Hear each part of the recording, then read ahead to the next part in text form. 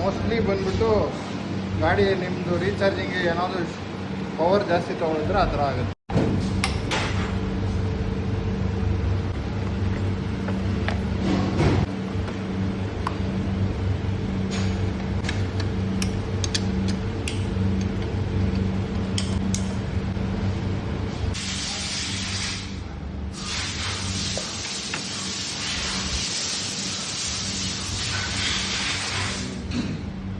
Oil burn ಆಗಿದೆ, ಒಳಗಡೆ shortage ಆಗಿ ಬರ್ನ್ ಆಗಿದೆ.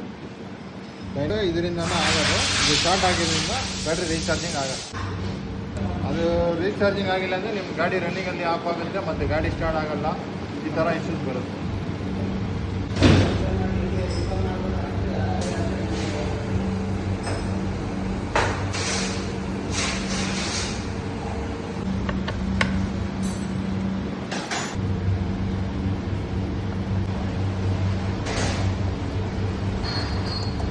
₹1,000 ಇಂದ ₹2,000 ಆಗುತ್ತೆ. ಬರ್ನ್ ಆಗಿದೆ, ಈ ಕಾಯಿಲೆ ಬರ್ನ್ ಆಗಿದೆ. ಇದು ಒಂದು ಚೇಂಜ್ ಮಾಡಬೇಕು. ಇದು ಒಂದೇ ಇಲ್ಲಿಂದ ಇದಕ್ಕೆ ಕನೆಕ್ಷನ್ ಹೋಗುತ್ತೆ. ಅದು ಶಾರ್ಟ್ ಆಗಿದ್ದರಿಂದ ಇದು ಶಾರ್ಟ್ ಆಗಿರುತ್ತೆ. ಏನದು? ಇದು RR ಯೂನಿಟ್. ಹಾಂ, ಪವರ್ನ ರೆಕ್ಟಿಫೈ ಮಾಡಿ ಬ್ಯಾಟ್ರಿ ಕಳಿಸೋದು.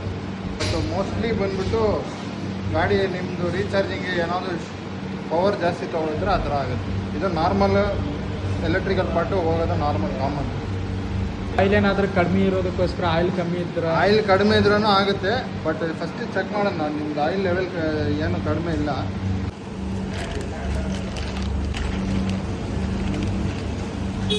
ಸೊ